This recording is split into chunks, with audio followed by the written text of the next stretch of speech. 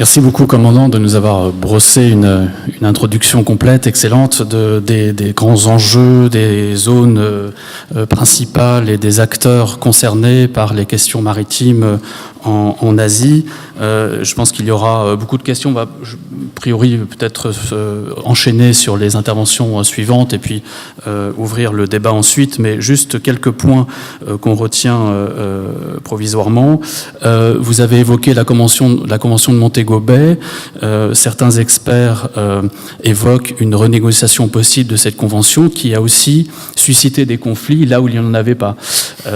Donc là, je ne suis pas expert juridique, mais je crois qu'il y a probablement une réflexion à avoir sur l'actualisation de cette convention. Vous avez parlé de la modernisation navale. On peut se demander quel est le moteur principal de cette modernisation. Est-ce que ce sont les conflits territoriaux, bilatéraux et multilatéraux, notamment en mer?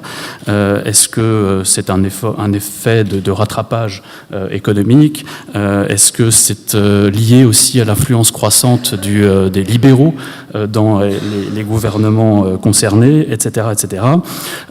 Vous avez évoqué l'ASEAN. Je crois que l'ASEAN, effectivement, est un sujet important, d'une façon peut-être un peu pessimiste. Je serais un tout petit peu plus optimiste sans aller très loin, mais il y a tout de même eu des efforts qui ont été concrétisés dans le domaine de la défense, y compris dans le domaine de la sécurité maritime. Je pense notamment à l'ADEMM+, la réunion des ministres de la Défense de l'ASEAN et des pays observateurs.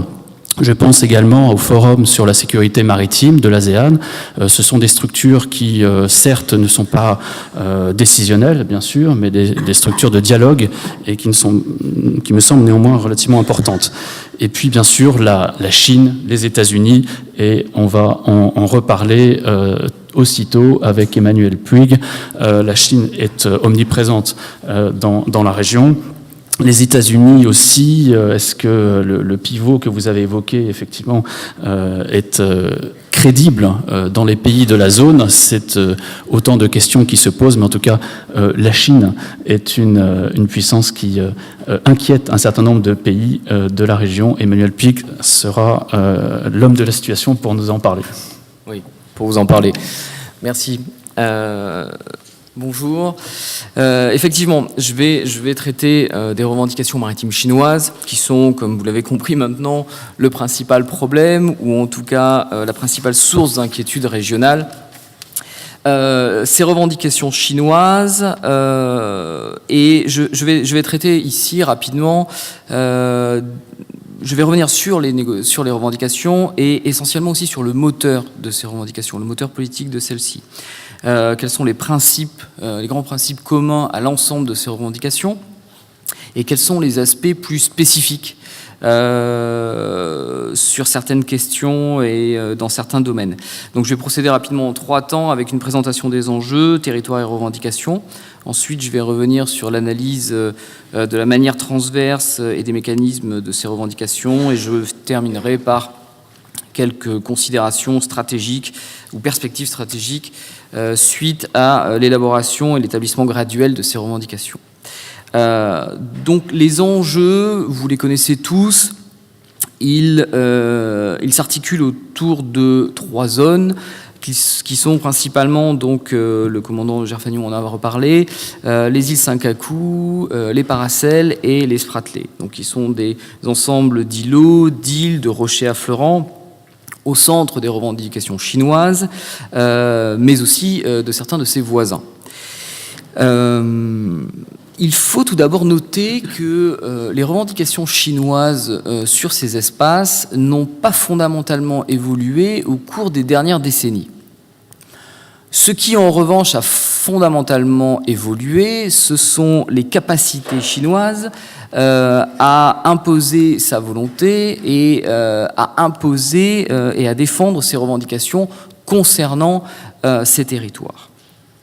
Donc pour commencer, je vais commencer par le nord, je vais commencer par les Senkaku et la fameuse controverse avec le Japon.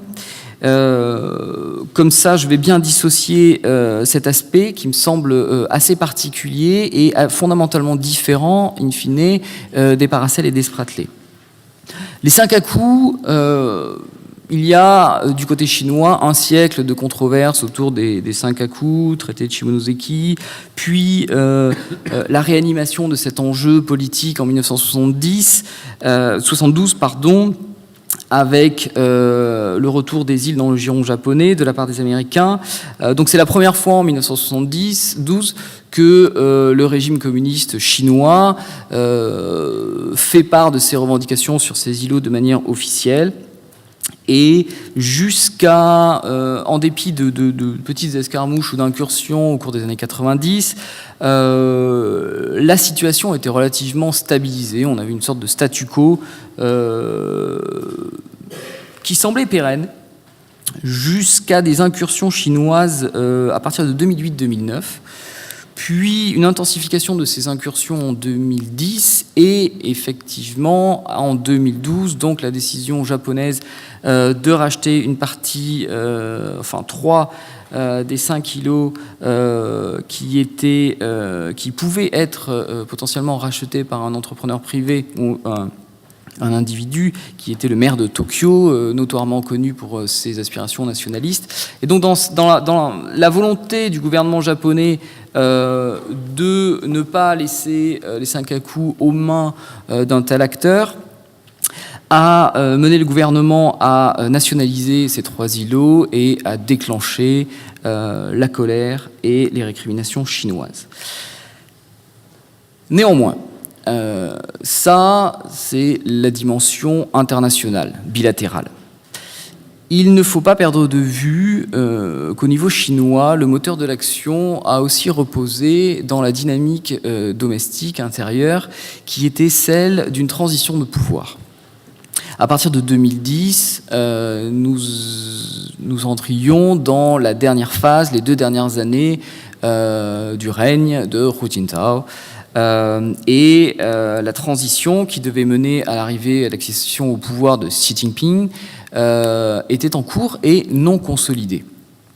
Aussi, la cristallisation, si vous voulez, des revendications chinoises autour de ces îlots et la volonté d'un discours politique assez radical d'antagoniser une fois de plus le Japon, le meilleur ennemi de la Chine, a permis de relancer un discours qui en soi était très utile politiquement, qui permettait d'établir clairement les positions et les clivages, et surtout qui permettait aux diverses factions du pouvoir chinois de se tester dans une sorte de surenchère de qui est plus rouge que qui. D'autant plus que la question maritime, la question de la puissance maritime était au cœur des enjeux stratégiques depuis notamment l'édiction des nouvelles missions historiques de l'APL à partir de 2005-2006, de la nécessité d'avoir une capacité navale puissante et capable pour défendre les intérêts chinois dans la région et au-delà. Et surtout, cette radicalisation interne au Parti communiste chinois permettait pour certains des candidats, et notamment Xi Jinping, candidat au poste à responsabilité, d'endosser le costume du leader intransigeant, capable de s'opposer à la fois, évidemment, au Japon, mais aussi, in fine, aux États-Unis.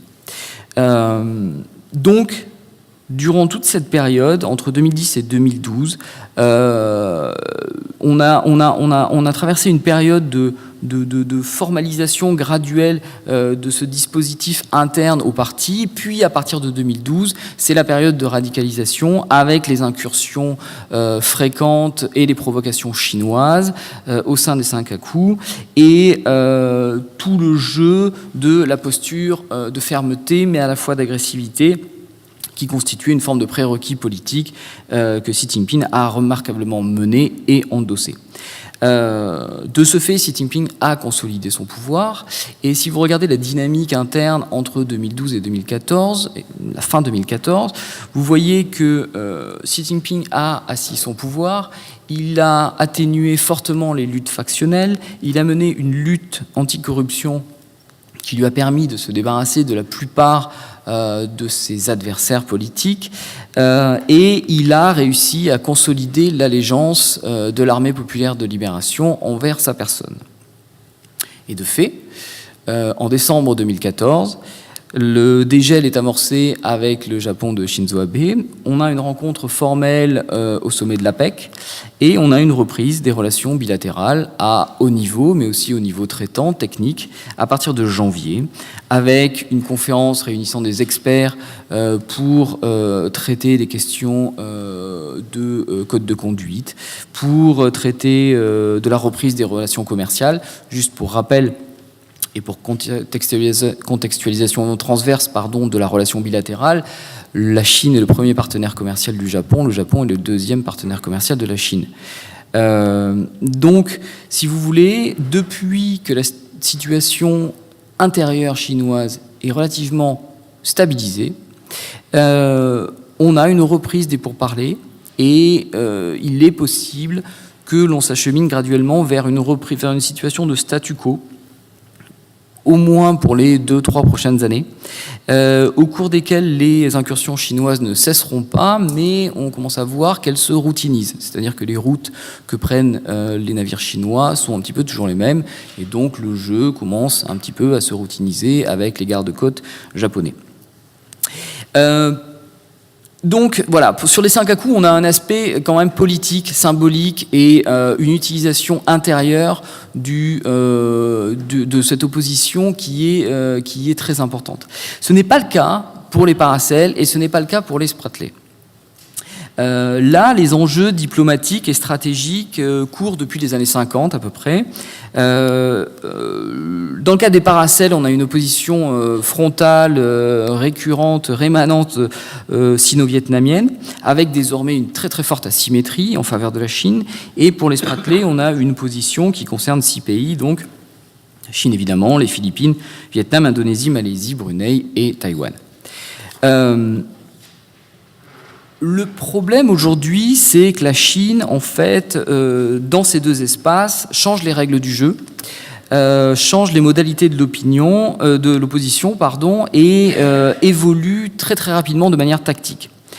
Sur le fond, que ce soit les Spratly, les Senkaku et les Paracels, les revendications chinoises désormais reposent sur 4 grandes dimensions, qui sont à la fois maximalistes, unilatérales, idéologiques et en finalité stratégiques. Maximalistes, les revendications chinoises poussent au maximum géographique les aspirations territoriales. Vous connaissez tous le tracé désormais célèbre des 9 traits qui couvre 90% de la mer de Chine méridionale. Donc pousser un peu plus loin les tracés des 9 traits, c'est vraiment se retrouver sur la plage de Brunei et de Malaisie. On est à la limite de l'annexation. Difficile de pousser plus loin.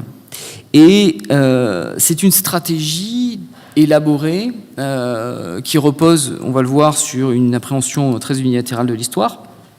Mais c'est surtout une stratégie, comme en parlait le commandant de Gerfagnon, qui consiste à postuler le maximum et à considérer que le maximum des revendications constitue un prérequis ou un départ pour d'éventuelles négociations. Donc, grosso modo, si vous avez les 2 pieds dans le jardin de votre voisin, vous lui dites, à partir de là, on commence à négocier. Ce qui pose, si vous voulez, quand même la question ou la relation de puissance, un petit peu selon vos termes. Donc, à côté de cette revendication maximaliste, on a aussi une appréhension excessivement unilatérale des questions. Les Chinois font totalement fi des revendications des autres pays. En plus, non seulement la Chine fait fi des revendications des autres pays, mais elle dénie dans le même temps le droit à ces pays de faire ce qu'elle fait elle-même, c'est-à-dire élaborer des constructions, renforcer les infrastructures sur les îlots. Et ce qui s'est passé après l'épisode de Scarborough Shoal, on a vu effectivement qu'en plus elle prenait des mesures proactives afin de désormais interdire même des accès. Donc cette politique excessivement unilatérale repose sur un sentiment de politique de réappropriation légitime. Pour les dirigeants chinois, Il s'agit juste de réinstaurer la Chine dans ses frontières maritimes historiques. Ce faisant, la diplomatie publique chinoise est très très habile pour capitaliser sur les actions de ses adversaires et développer une forme de relation agressive-passive qui consiste à dire « nous n'agissons pas, nous ne faisons que réagir pour défendre ce que nous considérons comme nos droits historiques ».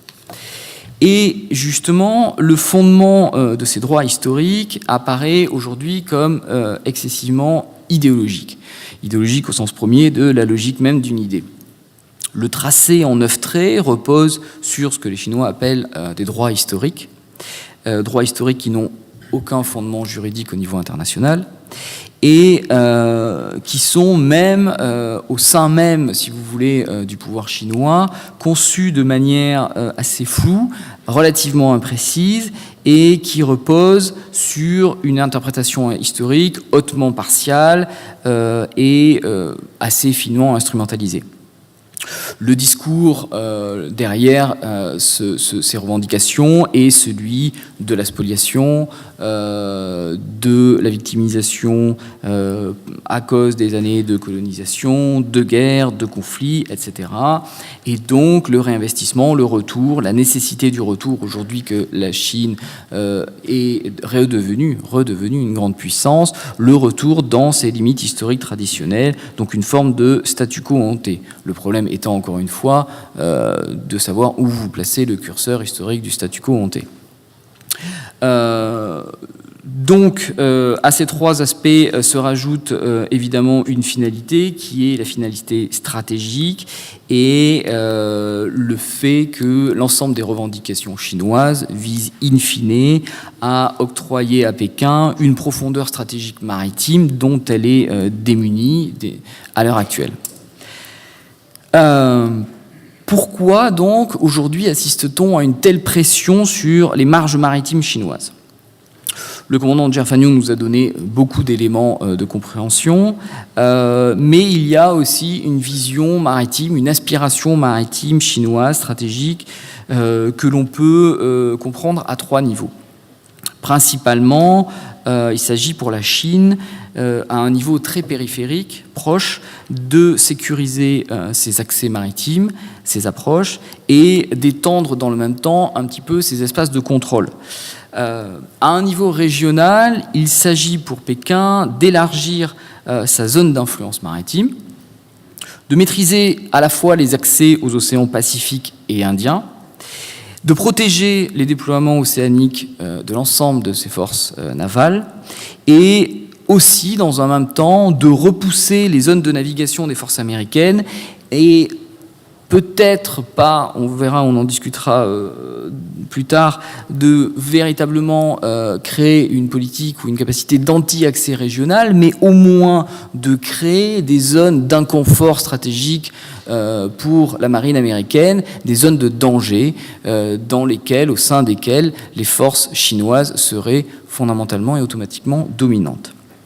Et enfin, au niveau mondial, la volonté chinoise est de posséder de facto une zone économique exclusive, plus importante qu'elle n'est à l'heure actuelle, de mettre évidemment la main sur les ressources attenantes, donc à la fois halieutiques, mais aussi ressources naturelles et hydrocarbures, d'assurer une forme de domination régionale légitime et bénévole sur l'ensemble des voies de communication maritime et aussi, évidemment, parce que c'est un aspect, comme cela a été souligné, absolument crucial, être capable de sécuriser les routes de patrouille maritime des futurs SNLE et d'assurer une capacité de dilution qui assure ensuite une véritable capacité de frappe en second. Donc pour conclure, au niveau des perspectives stratégiques, aujourd'hui, ce à quoi on assiste, c'est une extension arbitraire des zones de contrôle maritime chinoises qui soulève le problème de la négation du droit international et de sa violation au nom d'une légitimité politique très unilatérale. La Chine approche aujourd'hui l'ensemble des contentieux territoriaux en mode bilatéral afin de préserver son avantage. Effectivement, la faiblesse institutionnelle des organisations régionales lui permet de mettre en œuvre ce type de stratégie, et même si elle tient un discours d'apaisement multilatéral au sein de l'ASEAN, avec le code de conduite par exemple, elle n'envisage réellement que des discussions et des négociations dans des termes bilatéraux. La stratégie mise en œuvre par la Chine est celle dite du fait accompli. Elle est absolument patiente et méticuleuse. Les avancées graduelles créent un état de fait. On a parlé tout à l'heure de la poldérisation. C'est un effet vraiment central, et c'est une dimension centrale des avancées chinoises à l'heure actuelle. Juste pour vous citer un exemple rapide, le récif de Hugh Reef dans les Spratlys était, il y a encore 6 mois, une plateforme de 380 mètres carrés. Grâce aux efforts de poldérisation, c'est désormais une île de 7 km². 380 mètres carrés, 7 km² en 6 mois.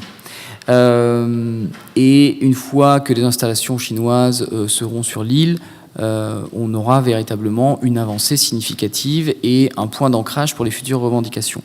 Donc cette stratégie est véritablement méticuleuse, elle repose sur un tout nouvel éventail de capacités, et elle crée un état de fait et consolide des dispositifs qui, à court et moyen terme, ne sont reprenables que par la force. De fait, le risque d'une escalade armée mal maîtrisée est toujours possible. Et aujourd'hui, le problème de coordination, notamment des acteurs chinois, pêcheurs, gardes-côtes, marines, augmente les risques d'accrochage et potentiellement d'affrontement. Je vous rappelle que sur le récif de Johnson South en 1988, les affrontements sino-vietnamiens se sont soldés par plus de 80 morts. Donc nous ne sommes pas fondamentalement à l'abri de ce genre d'incidents aujourd'hui. Donc pour conclure, je dirais que la stratégie chinoise est fondamentalement agressive-passive, et qu'elle repose sur une appréhension des enjeux qui est purement unilatérale et hautement idéologisée.